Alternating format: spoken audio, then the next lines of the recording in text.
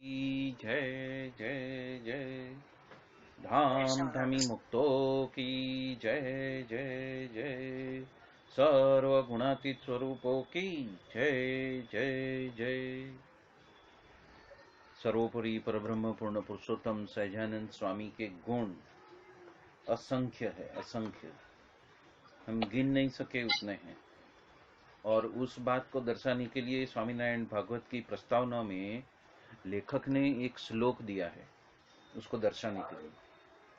असित गिरि समम शात कज्जलम सिंधु पात्रे सुरतरुवर शाखा लेखिनी पत्र मुर्वी लिखति यदि गृहीत्वाम शारदा सर्वकालम तदपि तव गुणानामी संपारम न याति। उसका भावार्थ बताया है कि मेरु पर्वत जितनी शाही हम लेते हैं और एक समुद्र जितना बहुत बढ़िया पात्र लेते हैं और लिखने के लिए पारिजात के वृक्ष की बहुत सारी शाखाएं और पृथ्वी रूपी कागज यदि हमारे पास में हो और खुद शारदा मां संपूर्ण समय तलक, मतलब अबाधित समय तलक लिखते ही रहे, लिखते ही रहे, लिखते ही रहे, तब भी श्री पूर्ण पुरुषोत्तम भगवान श्री सहजानंद स्वामी आपके गुणों का पार, आपके गुणों का पार हम पा नहीं सकते। इतने असंख्य गुण श्री सहजानंद स्वामी के हैं। अब स्वामीनारायण भागवत का स्कंद 10वां पूर्वार्ध में अध्याय 26वां, यहाँ पे लेखक श्री ने सहजानंद स्वामी के 55 गुण बताए हैं और उसका साथ साथ में उसका मतलब भी बताया है। तो हम देखते हैं वो 55 गुण। प्रथम सत्य, उसका मतलब सर्व का हित हो ऐसा सत्य वचन बोलना। दूसरा है शौच, मतलब देह और मन की शुद्धि, मतलब कि निर्मल मन और निश्चल मन, उसका हमें ध्यास करना।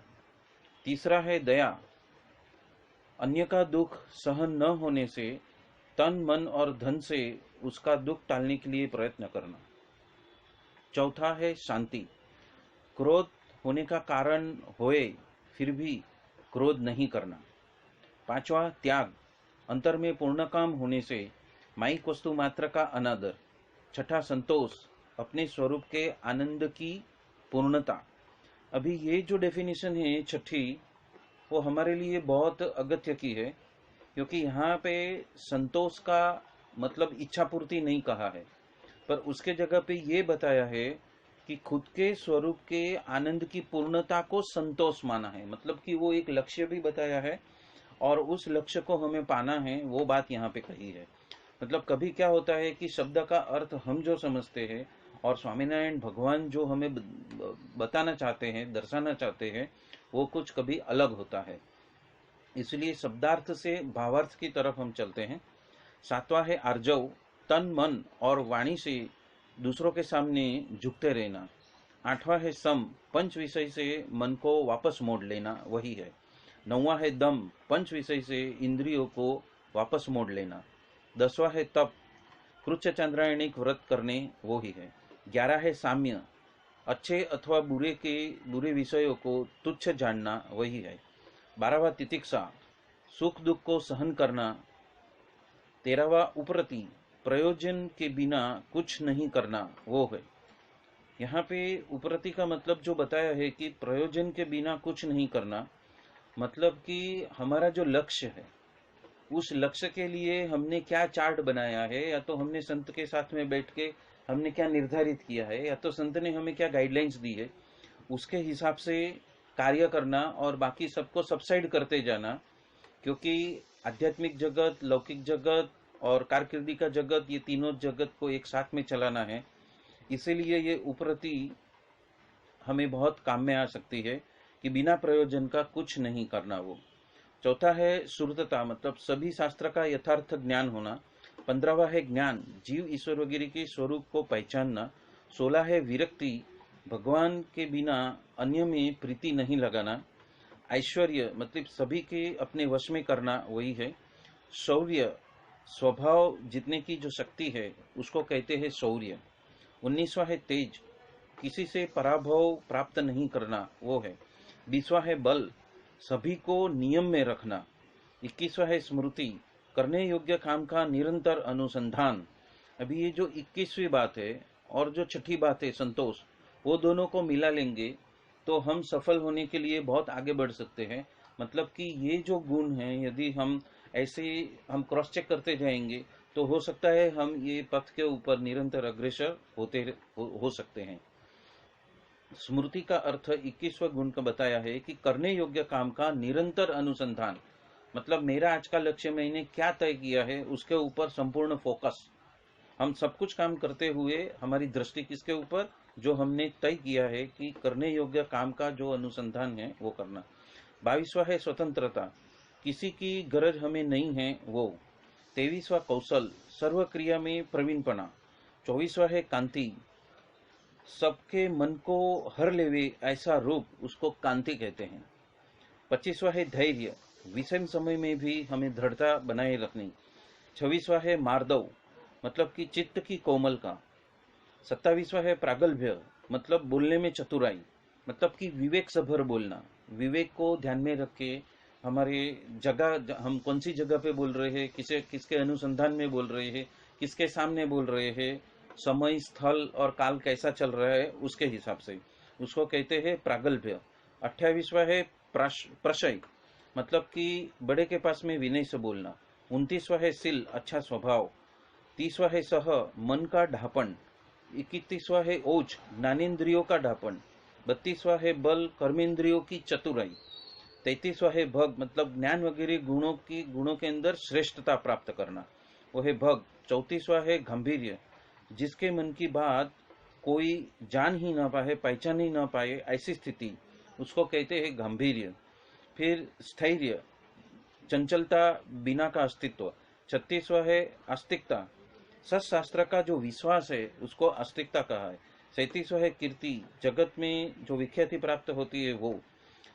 38वां है मौन, प्रयोजन के बिना बोलना नहीं, वही है। 39वां है अगर्वता, मतलब गुण का अभिमान नहीं है वो।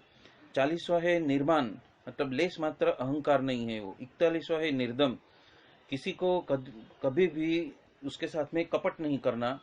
42वां है मिताहार, थोड़ा ही भोजन खाना, मतलब कि 3/4 स्टमक ही खाना, बाकी का 1/4 को खाली रखना, उसको कहते हैं मिताहार। 43वां है दक्षता, हित का उपदेश करना, वही है। 44वां मैत्री, सभी का विश्वास संपादन करना। अभी यहाँ पे मैत्री का जो मतलब बताया है वो हमारे शब्दार्थ से अलग होता है। यहाँ पे क्या बताया है, सभी का विश्वास संपादन करना, मतलब सभी को खुश करना। 45वां है सर्वोपकार, मतलब सभी के ऊपर उपकार करने की जो वृत्ति है वो सर्वोपकार। 46वां है अक्षोभितता, मतलब सहजे भी विषय प्राप्त नहीं हुए तो उसमें विषय प्राप्त होने के बावजूद भी उसका स्पर्श न होना, मतलब कि अकिंचन रहना, मतलब उसके अंदर बंधन में नहीं आ जाना, उसको कहते हैं अक्षोभितता। 47वां है अद्रोह, तन मन और वाणी से किसी का भी लेस मात्र भी किसी को पीड़ा नहीं पहुंचानी। 48वां है मानदत्व, जैसे जैसे वो घटते जाता है वैसे वैसे दूसरों को मान देते जाना। 49वां है षड मूर्ति विजय, मतलब कि भूख है, तरस है, शोक है, मोह है, जरा है, मृत्यु है, ये 6 उर्मी को जीत लेना। 50वां है ब्रह्मण्य, मतलब ब्राह्मण को देव जैसे मानना। 51वां है शरणत्व, शरण में आने वाले की रक्षा करनी, वही है। 52वां अनिह, कोई फल की इच्छा नहीं रखना, वो है। 53वां है अपरिग्रह, धन आदि का संग्रह न करना थे। 54वां है भक्ति, परमेश्वर की 9 प्रकार से सेवा करनी थे।